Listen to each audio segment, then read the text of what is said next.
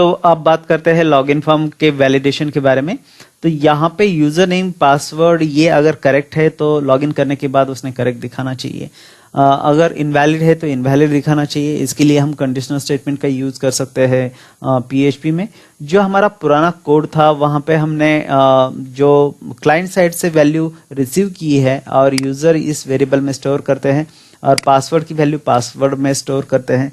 तो यहाँ पे आप वैलिडेशन के लिए वेरिएबल डिक्लेयर कर लेते हैं। फॉर एग्जांपल यहाँ पे मैंने एक वेरिएबल डिक्लेयर कर लिया u और उसमें वैल्यू जो है हम जैसे कि मैं एक नेम स्टोर कर लेता हूँ और एक दूसरा वेरिएबल लेते हैं p और उसमें वैल्यू जो है मैं यहाँ पे टेस्ट इस तरह से सेव कर लेता हूँ। अभी यहाँ पे वैलिडेशन के लिए हम कंडीशनल स्टेटमेंट का यूज करने वाले हैं। तो आप यहाँ पे देंगे इफ और इसमें पहले तो टेस्ट करेंगे इसे यूजर के साथ। यहाँ पे मैंने इक्वल टू दिया है और यहाँ पे लिखा है यूजर, क्योंकि क्लाइंट साइड से जो वैल्यू आने वाली है वो यूजर वेरिएबल में स्टोर रहेगी और सर्वर साइड में जो वैल्यू है या डेटाबेस में जो वैल्यू होगी वो यू में है, ऐसा कंसीडर करते हैं। उसके बाद यहाँ पे लिखेंगे आप इको, क्योंकि कुछ तो आपको टेस्टिंग के लिए प्रिंट करना पड़ेगा। तो यहाँ पे हम लिख सकते हैं करेक्ट यूजर नेम इस तरह से सेमीकोलन दिया और एल्स में लिखेंगे इको इनवैलिड यूजर नेम। इस तरह से दोनों में से कुछ तो प्रिंट करेगा। पहले तो हम जब रिफ्रेश करेंगे तो इनवैलिड यूजर नेम दिखाएगा, क्योंकि यहाँ पे कुछ वैल्यू ही नहीं है। हम इसे रिफ्रेश कर लेते हैं। यहाँ पे इक्वल टू साइन शायद गलत लिखा हुआ है तो वो चेक कर लेते हैं। इक्वल टू ये करेक्ट है, यहाँ पे ये वैल्यू करेक्ट है। ओके, ये इक्वल टू यहाँ पे आया। ओके, इसे कंट्रोल एस किया, रिफ्रेश किया।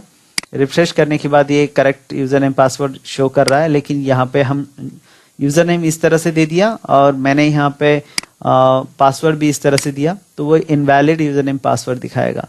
अभी करेक्ट वैल्यू जो है हम वो टाइप करते हैं, जैसे कि यहाँ पे टाइप किया और पासवर्ड टाइप किया।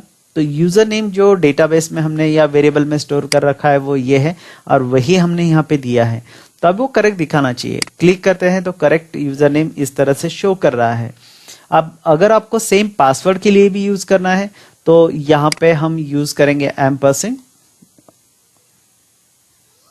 यहाँ पे एम्परसेंड और यहाँ पे वेरिएबल वही देते हैं p इक्वल टू, फिर से जिसमें हम वैल्यू स्टोर कर रहे हैं पासवर्ड, ये यहाँ पे दे देते हैं।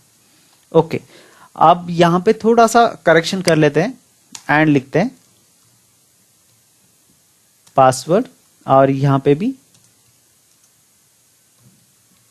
पासवर्ड। कंट्रोल एस किया और यहाँ पे रिफ्रेश करेंगे। रिफ्रेश करने के बाद यहाँ पे फिर से हम टेस्ट यूजर नेम लिखते हैं, टेस्ट पासवर्ड लिखते हैं। पासवर्ड तो करेक्ट है लेकिन ये दोनों इनवैलिड दिखाएगा क्योंकि हमने यहाँ पे एम्परसेंड यूज किया है।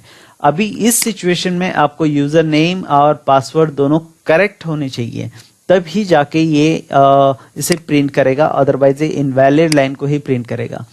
एम्परसेंड है, अगर हम यहाँ पे आर यूज करते हैं तो दोनों में से एक भी करेक्ट है तो वो शो करा देगा। इस तरह से हम वैलिडेशन कर सकते हैं लॉगिन फॉर्म का।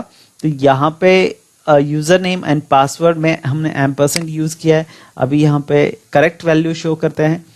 पासवर्ड हमने टेस्ट दे रखा है। लॉगिन करेंगे तो ये करेक्ट यूजर नेम पासवर्ड इस तरह से दिखाएगा। तो ये हो गया आपका लॉगिन फॉर्म का वैलिडेशन। तो हमने यहाँ पे कंडीशनल स्टेटमेंट यूज किया है।